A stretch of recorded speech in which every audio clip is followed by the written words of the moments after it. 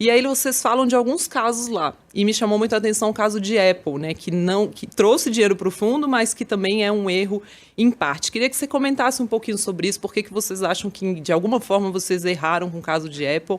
E aqui eu quero falar muito de casos, porque eu acho que é a melhor forma da gente entender a filosofia de investimentos de vocês. Legal. Apple é uma empresa que eu analisei assim, desde que eu entrei na IP. Eu entrei na IP em 2002, como estagiário na equipe de gestão e focado em empresas brasileiras. Mas, à medida que eu fui aprendendo filosofia de investimento na IP, eu comecei a querer conectar com as minhas paixões aqui, assim como o Gui aqui, que comprou um Surface por causa de um furacão. Falei, bom, eu estou aprendendo aqui como investir, deixa eu entender como é que funciona a Apple. E a gente logo começou a ver coisas interessantes acontecendo.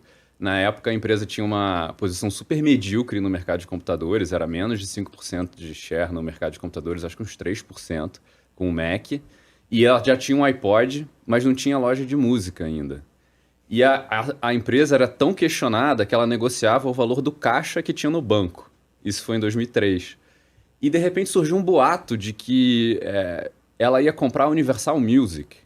E aí eu falei, cara, não faz sentido ela comprar a Universal Music. E aí tava vindo da época do Napster, na época que todo mundo trocava música online, clandestinamente e super bem. Assim, funcionava muito bem o Napster. Pra mim tava claro que ela tava com um negócio de música, um hardware de música muito bom que era o iPod. Ela não ia comprar uma gravadora que não fazia o menor sentido, e a gravadora valia quase que mais que a empresa na época. Então, de repente eles vão criar uma loja de música online, alguma coisa assim que consiga comprar essas músicas, esses conteúdos. E de fato, só assim, o medo de que ela compraria a Universal fez as ações despencarem. E dias depois ela anunciou que ia criar a iTunes Store. E no meio do caminho eu convenci o Roberto Vinhais, vamos comprar alguma coisa aqui. A gente comprou umas calls e as calls valorizaram super rápido. Era nada, assim, era merreca, mas foi a primeira experiência assim, de investir na Apple. E a partir daí eu comecei a investir um bom tempo assim, para analisar empresas de tecnologia e analisar a Apple. E eu acho que assim, a Apple foi uma empresa que me deu várias lições ao longo do tempo. Eu aprendi muito contrastando o que eu tinha aprendido com a filosofia de investimentos tradicional do value investing, né, do Buffett, que, aliás, rejeitava a tecnologia completamente, pelo menos na época que a gente analisa. Como eu comecei a estudar o Buffett, ele rejeitava. Hoje em dia, ele é um dos maiores acionistas, se não o maior, de Apple. E foi interessante contrastar como modelos de negócios funcionam diferente, às vezes. Modelos de negócios diferentes funcionam diferente. Então, a empresa que eu analisava no Brasil, a primeira que eu analisei foi a Aracruz. Nossa, outro extremo. É outro mundo, assim. É uma empresa de celulose que tem na época, ela tinha uma floresta no sul da Bahia, tinha uma fábrica para fazer celulose, um porto que ficava a 1 quilômetro da fábrica e ela exportava 95% da produção dela. Era isso. E aí você sabia qual era a capacidade da fábrica, você sabia quanta celulose ia sair de lá por ano, qual era o preço da commodity, tinha um câmbio, tá bom, fechado. Aí você tinha um custo, tá bom. Uma empresa lucrativa, né? Não, uma empresa ótima, com custo de produção menor do mundo, você sabia que ela ia sobreviver, tá bom, então você fazia o fluxo de caixa, sabe o valor, acabou. E a Apple não, era uma empresa super questionada, era difícil entender qual era a posição competitiva dela, porque ela parecia muito frágil. E aí, assim, ao longo do desenvolvimento da Apple, eu acho que eu fui aprendendo muita coisa. Primeiro, caramba, como que negócios diferentes, com características diferentes, dão espaços diferentes para invenção. Né? A Aracruz era quase como se fosse aqueles livros de caligrafia, que você sabia exatamente o que você tinha que escrever. Então, o plano era, torna as florestas mais produtivas, expande as fábricas, com isso, tenta tomar dívida barata para se alavancar bem e ter o melhor retorno possível e vende todo esse produto no mercado, porque o mercado consegue absorver, dado que você tem o menor custo do mundo. O plano de voo era muito claro, o espaço para criatividade era relativamente pequeno. Na Apple, é como se fosse um quadro em branco, você pode fazer o que você quiser. E aí foi interessante também ver uma empresa construir vantagens competitivas ao longo do tempo. Saiu uma empresa que tinha uma posição medíocre em computador, que tinha um aparelho lá, o iPod, que todo mundo poderia questionar se faz sentido esse negócio aqui, esse negócio vai durar ou é só uma moda? Nossa, eu tive o iPod Nano E era bem inútil, na verdade. E também lembrar que a Apple no começo estourou, né?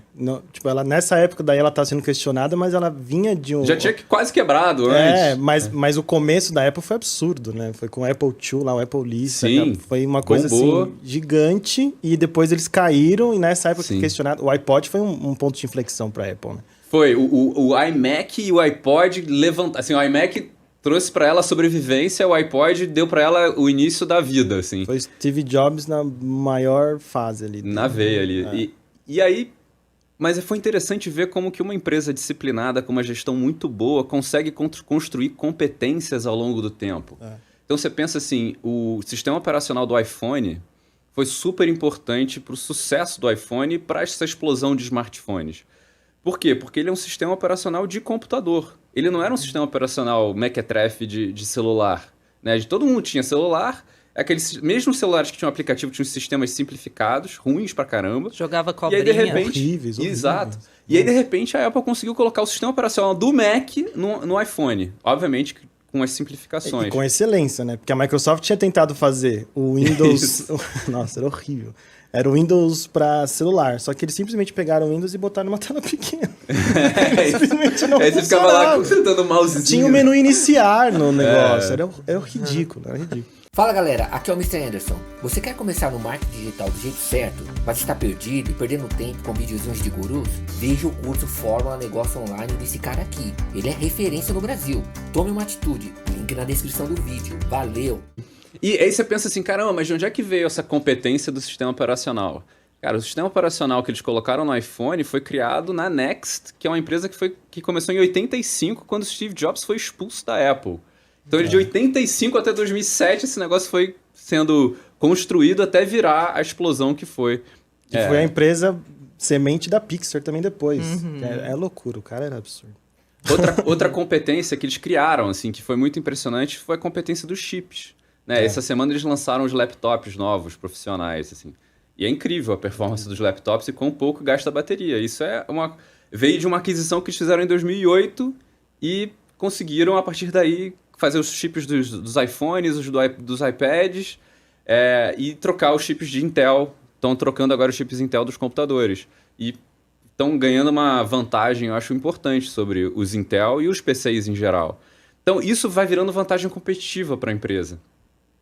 E aí, outra lição também mega importante é como que uma empresa tão conhecida, tão falada, tão acompanhada como a Apple consegue ser mal interpretada durante anos.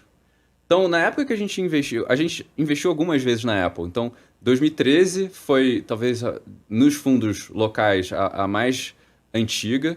Foi quando todo mundo estava com medo que a Samsung fosse atropelar a Apple com o Android. E aí a Apple estava negociando a 5 vezes o fluxo de caixa livre, era uma coisa insana, e a gente conseguiu fazer um investimento. Depois, em 2016, que estava na ressaca do iPhone 6, que também foi um grande sucesso. Acho que o iPhone 6 foi o pico de vendas, volume de celulares vendidos dela até hoje. Esse ano deve ultrapassar, mas assim, de 2015 até hoje, eles não conseguiram ultrapassar o pico do iPhone 6. E aí, recentemente, em 2018, quando teve um problema na China. Só que uma coisa que a gente fez errado, eu acho que em todos esses períodos, foi que a gente era muito ansioso com perder dinheiro com ela. Ela sempre foi uma empresa extremamente cíclica. Mesmo a gente conhecendo quanto que ela estava construindo de vantagens competitivas, ela tinha períodos de questionamento pelo mercado muito profundos e a ação caía 40%, 50%. E a gente sempre fica assim, cara, eu não quero tomar essa perda. Eu quero ganhar dinheiro, mas não quero tomar essa perda. E aí a gente comprava quando estava muito assimétrico ao nosso favor. Então essas três situações foram extremamente assimétricas e a gente conseguiu ter retornos muito bons. Só que esse excesso de medo de perder fez com que a gente perdesse outros movimentos muito bons. E no final, a trajetória de valorização da empresa de 2013 até hoje foi de 9 vezes. Ela multiplicou por 9 vezes. A gente deve ter dobrado o nosso investimento 2 ou 3 vezes, sabe? Não foi...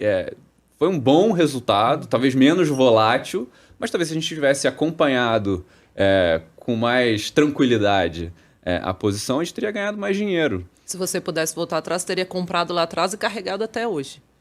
Eu acho que Eu teria carregado até hoje, eu teria tentado ser inteligente no tamanho da posição, mas nunca eliminando a posição.